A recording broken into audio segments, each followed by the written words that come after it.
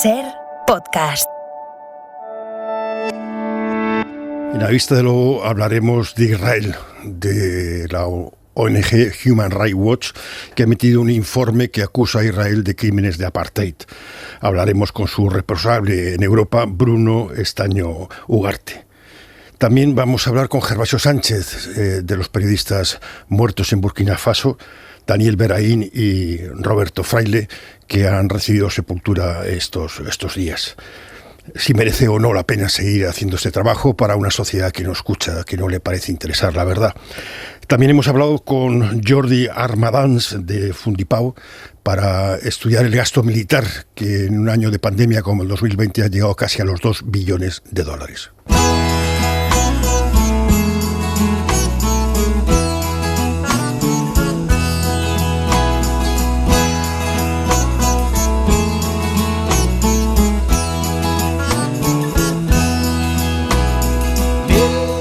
Ramón Lobo, ¿cómo estás, Ramón? Muy buenos días, dichosos los ojos.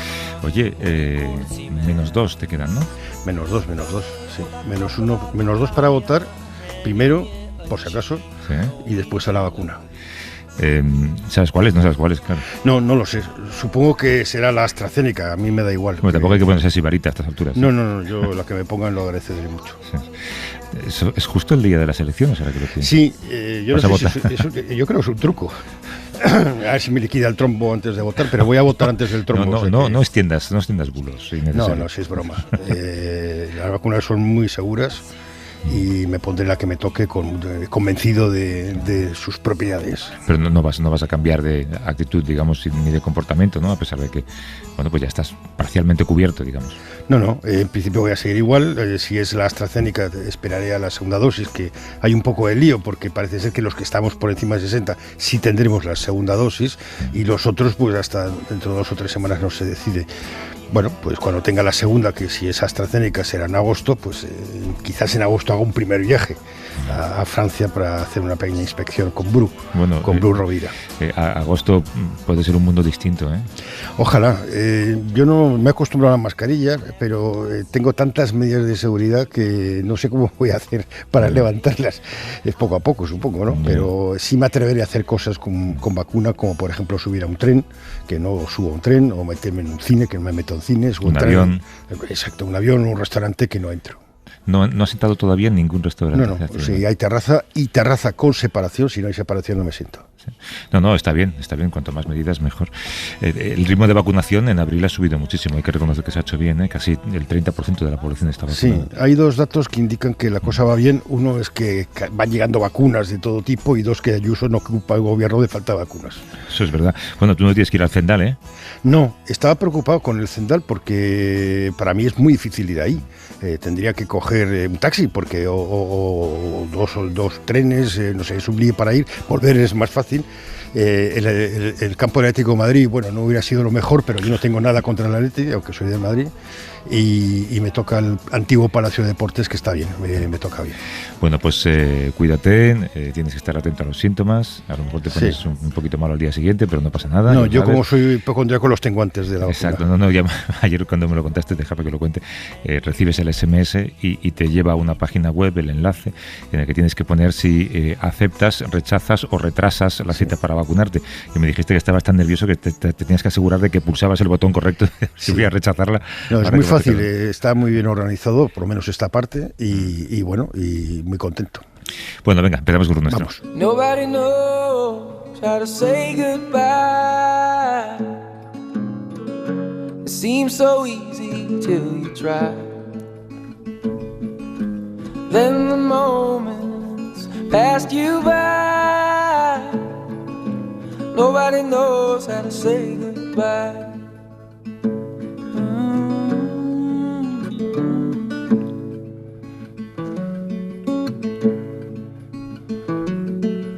Nobody knows how try to get back La home. ONG internacional Human Rights Watch acusa a Israel de aplicar políticas de segregación racial y de persecución a los palestinos. Lo hace a través de un informe publicado este martes en el que concluye que la violación de los derechos de la población de Cisjordania, Jerusalén Oriental y Gaza ha traspasado el umbral.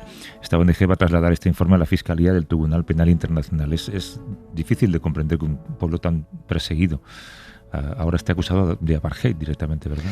Sí, es la primera vez, yo creo, que una organización del prestigio Human Rights Watch, que siempre se le ha acusado de ser proamericana de manera muy injusta, porque no lo es una ONG tan seria como Amnistía Internacional, acusa directamente al gobierno de Israel de practicar apartheid con la población palestina. Sirva de ejemplo el nombre de Juana Ruiz Sánchez, la trabajadora humanitaria en una ONG palestina que permanece detenida sin cargos desde el día 13 de abril.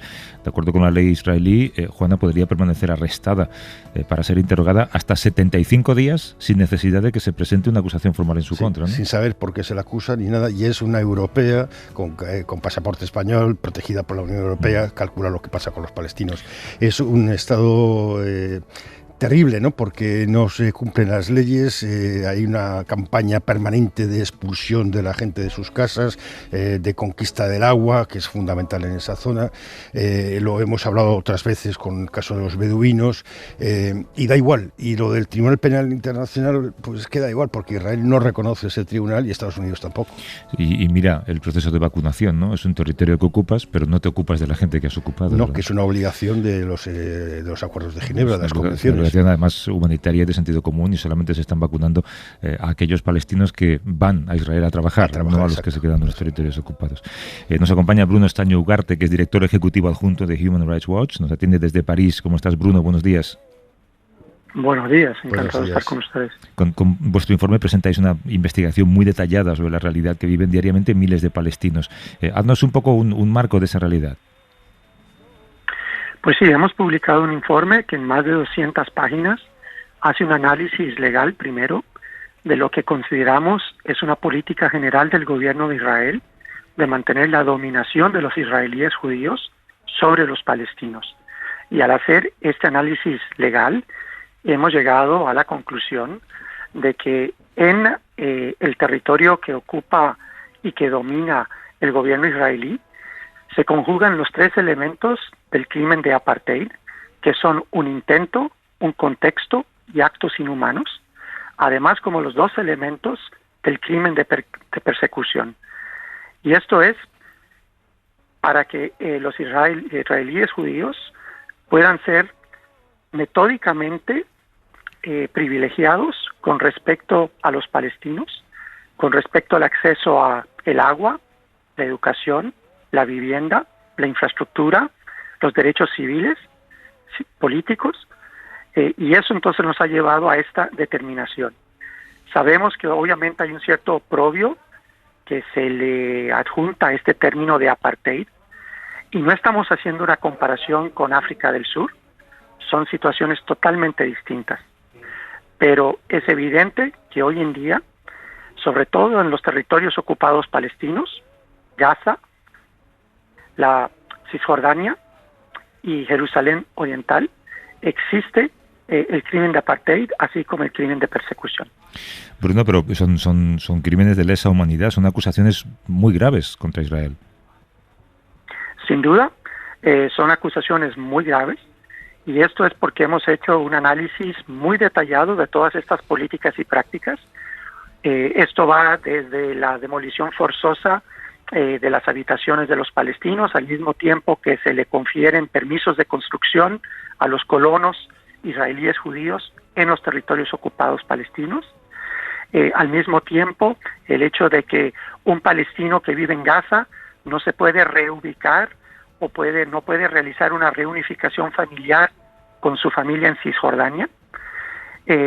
Además de los bloqueos permanentes, la construcción del muro, los 600 puntos de seguridad que se han instaurado, donde desafortunadamente los palestinos no pueden circular libremente, mientras que los colonos israelíes judíos sí pueden circular libremente de un lado al otro.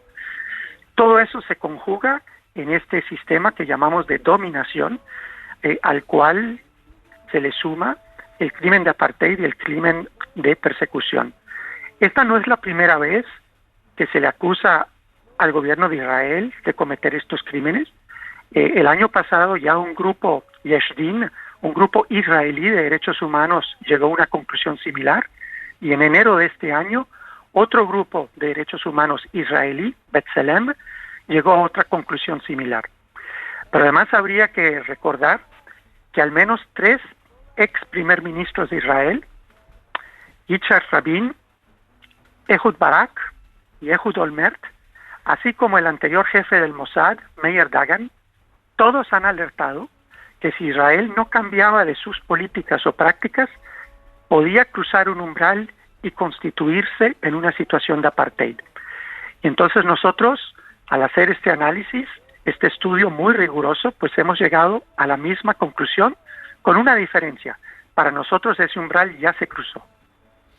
¿Y cuál va a ser la reacción de Israel? Porque por ahora no ha habido nada y la Corte Penal Internacional es un camino que no tiene mucho futuro porque Israel no reconoce esa Corte. Pues bueno, evidentemente el gobierno de Israel lo que ha hecho es atacar al mensajero y no al mensaje, pero eso no desmerece en nada el estudio. Ha tenido una amplia cobertura mediática y ha habido un enorme interés de parte de los Estados miembros de Naciones Unidas o los Estados partes de la Corte Penal Internacional para poder entender las conclusiones de este informe.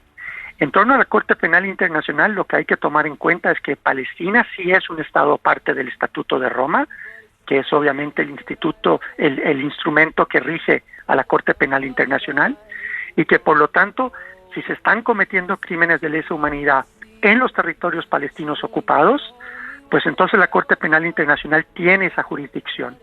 Así es que, aunque Israel no reconozca al Estatuto de Roma, dado que Palestina sí lo reconoce y estos crímenes se estarían cometiendo en territorio palestino ocupado, la Corte Penal puede investigarlos y podría eventualmente buscar una orden de arresto contra aquellos que son considerados como los más altos responsables de mantener estas prácticas y políticas en vigor.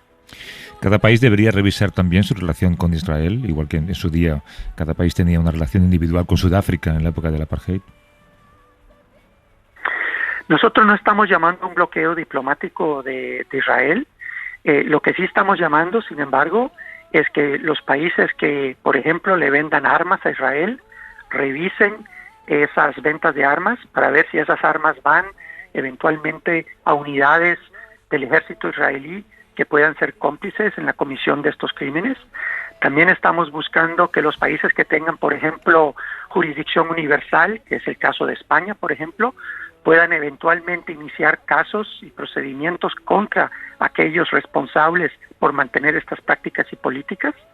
Y también estamos llamando para la creación de un enviado especial de Naciones Unidas contra el apartheid, que no solamente investigue el crimen de apartheid en Israel, pero donde sea que se esté cometiendo en el mundo.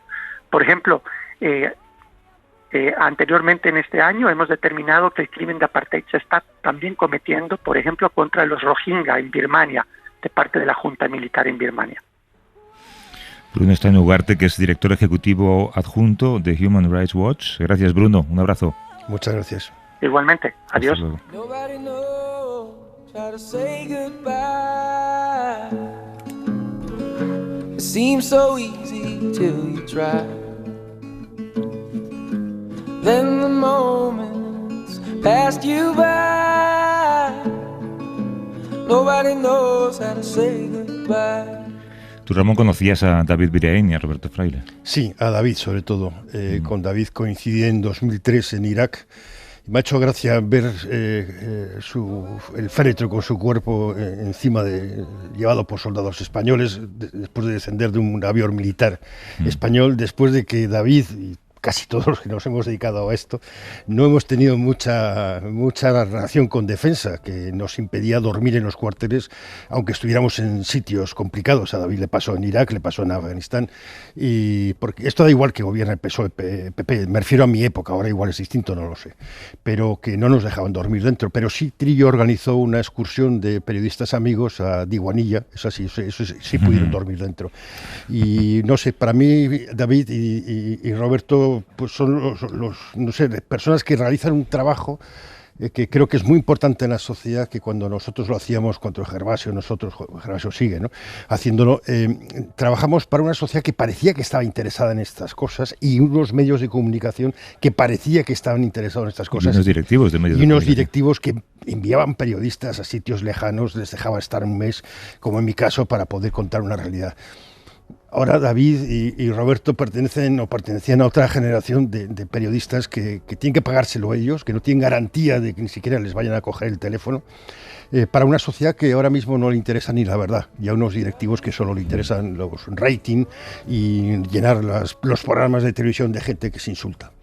¿Sabes qué pasa cuando se supo que habían sido asesinados la semana pasada? Pues lógicamente hablé con Gervasio, hablamos tú y yo sobre la posibilidad de hablar de ellos, pero yo sabía que iba a pasar lo que pasó, y es que todos los medios de repente se interesan mucho en dos periodistas españoles asesinados.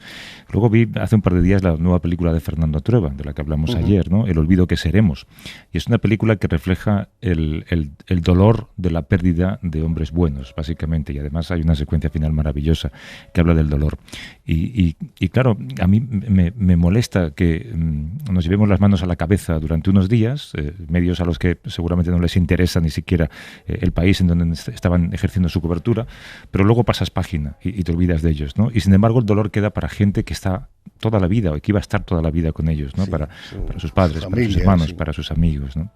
Y después esos mismos medios que se han mostrado tan doloridos, pasado mañana a un freelance que les llama con una historia desde Yemen o desde Siria, sí, pues no le cogerán el teléfono. O le seguirán pagando 40 euros por jugarse 40 la vida, euros, ¿no? O 50 euros, que es lo que se pagaba en Siria. Y por eso David y Roberto ya esta semana son olvido, sí, para la mayor parte de medios, ¿no? Pero no lo son para quienes querían, y para quienes estaban cerca de ellos, para quienes tenían todavía planes de pasar una vida entera con ellos. Por eso me alegra que Gerva haya estado ayer y anteayer en los funerales y en los entierros de los dos. ¿Estás por ahí, Gerva? Buenos días. Hola, buenos días, Javier. Ese dolor a algunos os queda porque sois amigos, en cambio a otros pues se les olvida, ¿no? Bueno, yo en realidad voy a estos sitios pegándome una gran paliza, 945 kilómetros de Zaragoza, Valladolid, Navarra, Zaragoza, en apenas 24 horas, porque muchas veces pienso que si a mí me pasara algo parecido, o me hubiera pasado algo parecido, me gustaría que mi familia estuviese acompañada por las personas que conocían a ambos, con los que había trabajado. Yo había trabajado con Roberto Fraile, habíamos hecho un documental, Los ojos de la guerra, que se emitió anoche en la 2 de televisión, muy emocionante porque los ves los ves como hablan y al final casi como si se adelantasen en algunos momentos a lo que luego ha pasado, desgraciadamente, ¿no? Entonces tengo la sensación, la necesidad de ir.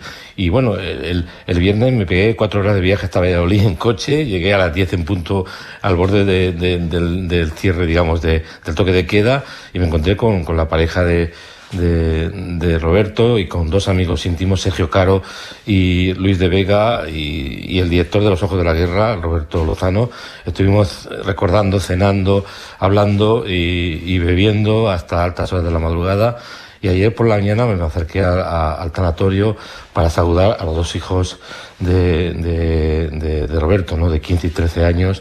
La verdad que me quedé muy fastidiado, porque cuando encima que te matan dejas niños, jóvenes, adolescentes, familias, padres, madres, hijos bloqueados por el dolor para siempre, ¿no? Aunque el impacto sea pasajero, pues te deja muy tocado. Y luego ya finalmente me fui a Artajona, en Navarra. Recuerdo que a las 2 de la tarde entré en el cementerio, estaba solo, ya se había enterrado a David, y estuve ahí unos minutos pensando delante de su tumba, pues, ¿para qué sirve todo esto, no? La verdad. Así es. Luego ya hubo un funeral por la tarde, ahí ya estuve con su mujer, con su familia, y bueno, la verdad que ha sido un día intenso, del que vengo. Bueno, pues llegué a casa machacado, pero contento porque al menos había hecho algo que creo que es obligatorio hacer, ¿no? Lo ha dicho bien, una cosa es el impacto mediático incluso, y otra cosa es el dolor que solamente lo sienten algunos, ¿no? Y que eso además perdura para toda la vida. ¿Encontraste respuesta a esa pregunta? ¿Para qué sirve todo esto, Gerba? Bueno, la verdad, yo tengo una edad en la que la gente que me rodea, mis cuñados, mis amigos, están todos jubilados, porque todos eran maestros y a los 60 se jubilan, y tú sigues trabajando y bregando, ¿no?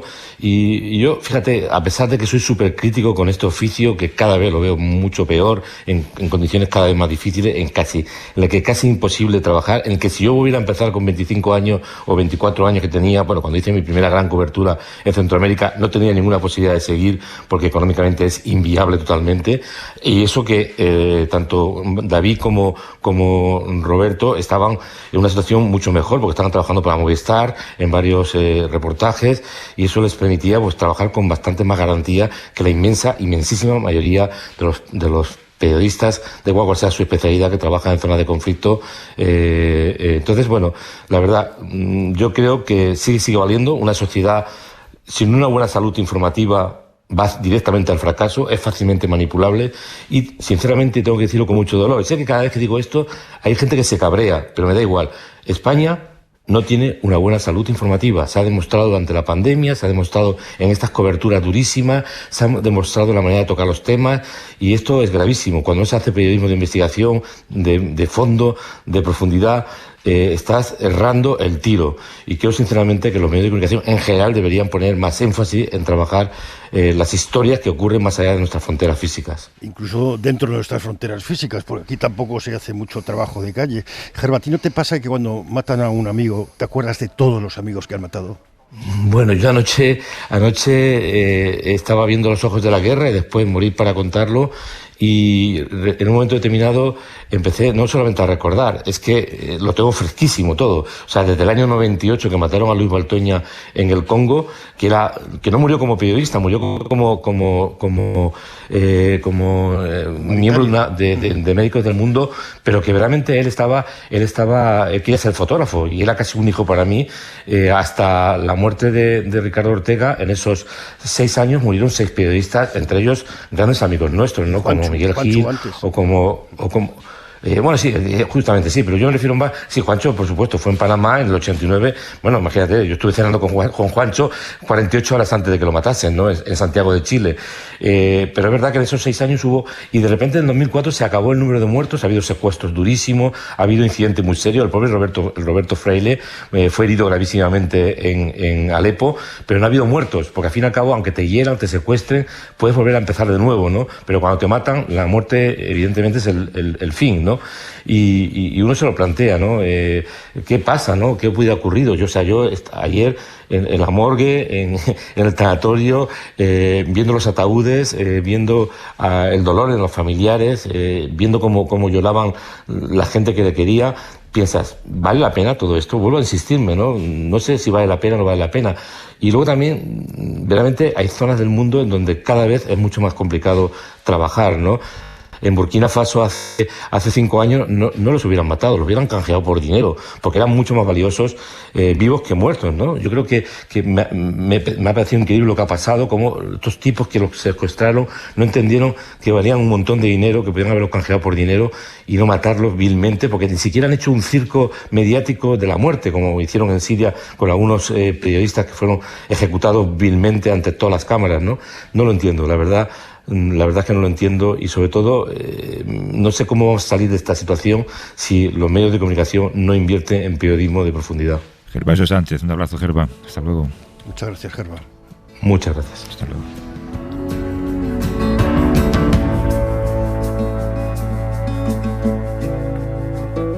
In a madman's world, happens every day.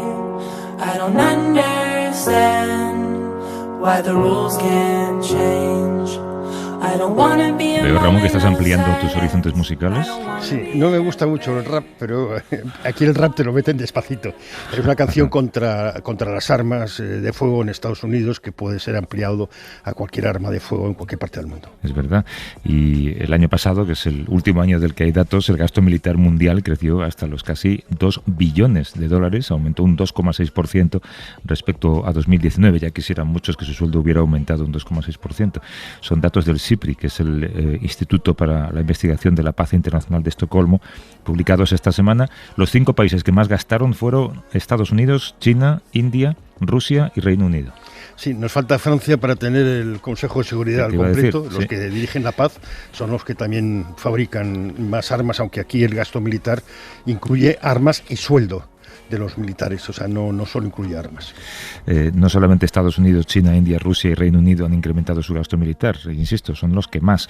Casi todos los miembros de la OTAN, por ejemplo. Falta por ver si todos estos países van a mantener el nivel de gasto durante este año en el que la recesión económica a causa de la pandemia continúa. No sé yo si la pandemia afecta al número de granadas que tenemos que tener preparadas por si nos invade Marruecos. No sé, nos ha invadido un virus y estamos muy poco preparados porque esta cultura de la guerra no trabaja en la cultura de la paz que incluye la ciencia, en la defensa de la gente, y es algo que es inevitable. Es países como el Reino Unido, que ya no pintan nada, perdón por los ingleses, mi madre es británica, pero que ya no es el imperio de principios del siglo XX, sigue manteniendo un alto nivel de gasto de armas como estatus.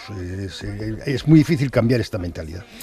Incorporamos a la conversación a Jordi Armadans, que es analista en temas de seguridad y conflictos y director de Fundipau, de la Fundación por la Paz. Nos atiende desde Barcelona. ¿Cómo estás, Jordi? Buenos días. Hola, buenos días. Muy bien. Claro, no te sorprende, ¿no?, que el gasto militar esté aumentando, incluso en un año de pandemia.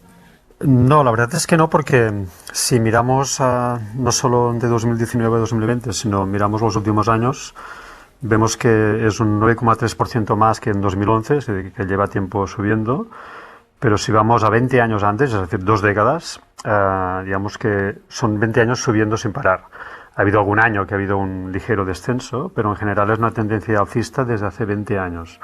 Con lo cual estamos en esa tendencia y desgraciadamente parece que estamos ahí, ¿no? Incluso si vamos un poco más antes, y vamos por ejemplo a 1988, que estábamos aún en los últimos tiempos de la Guerra Fría, pues el gasto militar actual es superior a ese año de los últimos niveles de la Guerra Fría, ¿no? Con lo cual es una situación un poco curiosa porque Ramón Lobo seguro que lo recuerda. Al final de la Guerra Fría se hablaba mucho de que, bueno, pues ese gasto militar tan desorbitado, ¿no?, que había teóricamente subido por el tema de la Guerra Fría, pues cuando terminara esta, pues se reconduciría hacia otras situaciones, ¿no? El gasto social, el gasto en desarrollo, y por lo tanto se generaría un dividendo de la paz, digamos, ¿no?, en el sentido de que una parte de ese gasto militar iría a gastos más sociales y más útiles. Pues bien, la verdad es que ahora mismo tenemos más gasto militar que en los últimos años de la Guerra Fría, con lo cual ese dividendo de la paz ni lo hemos visto ni lo hemos podido aprovechar. Pero claro, es ese viejo aforismo militar, ¿no?, de si quieres la paz, prepara la guerra. No sé cuál es la filosofía de ese crecimiento en el gasto.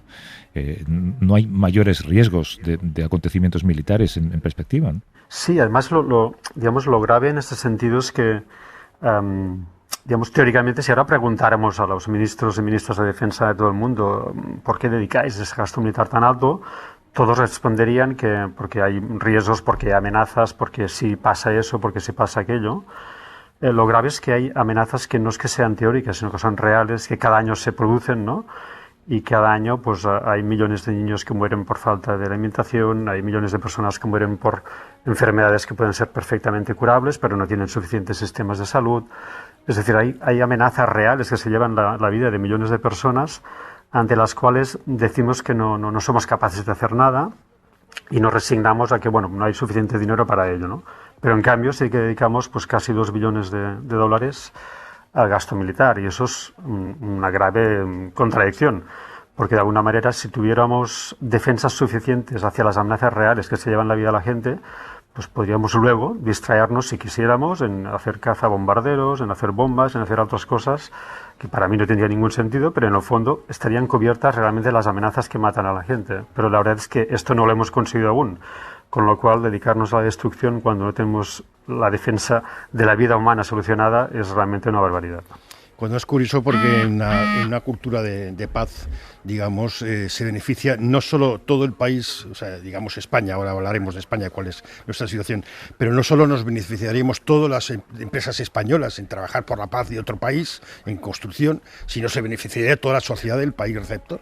En cambio, las armas solo benefician a una élite, digamos, corrupta, que se beneficia de esta situación, ¿no? El trabajar por la guerra es la mejor forma de seguir teniendo amenaza de guerra. Sí, que además que genera unos impactos negativos muy grandes, ¿no? Porque no solo, digamos, es discutible que sea importante generar ese gasto cuando hay todas esas necesidades por cubrir, sino que además, bueno, los datos también son alarmantes en el sentido de que más de 500.000 personas mueren cada año en el mundo por violencia armada, ¿no? Con lo cual, bueno, pues eso también es un balance negativísimo de la cultura de las armas, que obviamente pues nos obliga a repensar la forma de relacionarnos, la forma de concebir los términos de seguridad y de defensa, ¿no? Claro, el otro día leí el nuevo submarino que tiene España, ¿no? Y los que va a tener en los próximos años que se están construyendo. Claro, yo en mi ingenuidad y hay cierta demagogia, supongo, yo lo primero que pensé es que ¿qué necesidad tenemos de un submarino? Salvo que sea para investigación científica, para investigación marina, para algo que nos pueda ayudar a lo que tú dices, ¿no? A mejorar como especie. Yo no sé, España, si forma parte de esos países en los que crece el gasto y sobre todo, Jordi, si en la elaboración de este informe habéis tenido acceso a datos transparentes, digamos. Digamos que España, como sabéis, la situación política es compleja en los últimos años y por lo tanto los presupuestos de 2019 y 2020 estaban prorrogados, con lo cual técnicamente hablando España no pudo cambiar su gasto porque los presupuestos eran los mismos. Pero sí que en los últimos años ha compartido esa tendencia. Ocupa el 17 puesto en el mundo en gasto militar, que es un puesto elevado. Y para, digamos, el año próximo para este año se prevén pues un incremento en el presupuesto considerable. Sí que es cierto, como decías, que uno de los temas que pasan es que, bueno, si un ciudadano o cualquier persona sin demasiado rigor o sin demasiado conocimiento, pues quiere preguntarse cuál es el gasto militar en España, seguramente acudirá a lo que es el presupuesto, pues el gasto que se adjudica al Ministerio de Defensa. Y el problema es que hay otros gastos que son concebidos técnicamente como gasto militar en todo el mundo que no están incluidos en el Ministerio de Defensa, ¿no? Por ejemplo, pues las pensiones a militares, los créditos a la industria militar. Y por lo tanto, en ese sentido, hay que sumarle estos conceptos porque si no estamos, concibiendo un gasto militar mucho menor del que realmente es, ¿no? Es una cosa que hay que tener en cuenta porque suele mirarse la cifra del Ministerio de Defensa y es una cifra más alta, ¿eh? Por ejemplo, para el año 2020 pues estábamos hablando de unos 10.000 millones de euros estrictamente el Ministerio de Defensa, pero si le sumamos estos otros conceptos llegábamos a 17.000 millones de euros, ¿no? Con lo cual, de alguna manera, hay un importante gasto militar que no queda registrado en el Ministerio de Defensa. Y otro elemento aún más importante a tener en cuenta es que siempre el presupuesto, durante el año, el Consejo de Ministros puede hacer pues algunos cambios, algunas incorporaciones, algunos matices. Y curiosamente el gasto militar es uno que siempre, cada año, finalmente es superior al que inicialmente estaba presupuestado. Entre un 5% y un 13% depende de los años. Con lo cual, siempre el gasto militar es superior al que se presupuesta inicialmente. Y por lo tanto también hay que tener en cuenta el gasto final, digamos, ejecutado, ¿no? Pero yo esperaría, Ramón, que hubiéramos aprendido de todo lo que ha pasado, ¿no? Igual que en su día decíamos, ¿cómo es posible que no tuviéramos respiradores suficientes para una pandemia cuando todos los científicos sabían que una pandemia llegaría más tarde o más pronto? Y que habrá más. Y que habrá, por supuesto, más, ¿no? Y sin embargo, pues tengamos submarinos, y yo no sé si tú has calculado cuántos submarinos hacen falta para defender Perejil, por ejemplo. Bueno, Perejil nos bastó con un ministro de Defensa como Trillo, que dijo aquello de... No me acuerdo qué dijo, porque dijo tantas cosas, pero sí, no sé. A mí lo que me preocupa también es nosotros, ¿qué control existe del Parlamento, de la ciudadanía, sobre a qué países vendemos armas? ¿Países en guerra? ¿Países que violan derechos humanos como Arabia Saudí? ¿Hay algún control? Jordi. Teóricamente sí, en el sentido de que hay ley española que estuvimos las ONGs trabajando muchísimo para que existiera en 2007. Hay una normativa europea y el Tratado Mundial de Comercio de Armas desde 2014. Y los tres instrumentos que obligan a España dicen claramente que antes de autorizar una venta de armas hay que tener en cuenta los riesgos para los derechos humanos de esas ventas de armas, ¿no? Y si hay un riesgo evidente de que eso puede influir negativamente, pues que obviamente no hay que autorizar esta venta de armas, ¿no? En ese sentido, está claro que para nosotros, a nuestro entender, hay algunas ventas de armas, como por ejemplo, obviamente, la que se hace a Arabia Saudí, pues está incumpliendo sistemáticamente esas 3 normativas. Y eso lo denunciamos constantemente, lo informamos al gobierno, lo informamos a los grupos parlamentarios, pero bueno, sigue ahí y es una evidencia que cuando hablamos de Yemen, cuando hablamos de los destrozos que se implica eso, cuando hablamos de los refugiados, cuando hablamos de todo eso, si no tenemos en cuenta el comercio de armas que hacemos con esos países, pues obviamente no vale la pena preocuparse de ello porque estamos fomentándolo de forma directa, ¿no? Y en ese sentido la responsabilidad primera es no contribuir al desastre. Luego vamos a ver cómo lo solucionamos, pero de entrada no contribuir a que ese desastre sea peor. Jordi Armadans, que es analista en temas de seguridad y conflictos y director de la Fundación por la Pau, de la Fundación por la Paz. Gracias, Jordi, un abrazo. Muchas gracias. Gracias a vosotros, un abrazo fuerte. Hasta luego. La de ruidos extraños que se cuelan por la radio desde que hacemos esta radio de pandemia. Si además miramos inmediatamente nuestros teléfonos pensando que son... No éramos nosotros. Pero no éramos nosotros. Que la imaginación se te dispara. Yo creo que era Jordi. ¿Pero qué podía ser? Que le estaban llegando ahí tweets. ¿Podía ser desde un marcapasos? No sé. Y ahora, fíjate, el teléfono hoy me ha fallado porque hablaba de sol y llovía cuando he salido de casa. Es verdad. Bueno, que hasta la semana que viene, Ramón. Buena vacunación, vigílate y cuídate. Y a votar. Exacto. A desalambrar. Suscríbete a Vista de Lobo. Todos los episodios y contenidos adicionales en la app de Cadena SER y en nuestros canales de Apple Podcast, Spotify, iVoox, Google Podcast y YouTube. Escúchanos en directo en la SER los domingos a las 8 de la mañana. Cadena SER. La radio.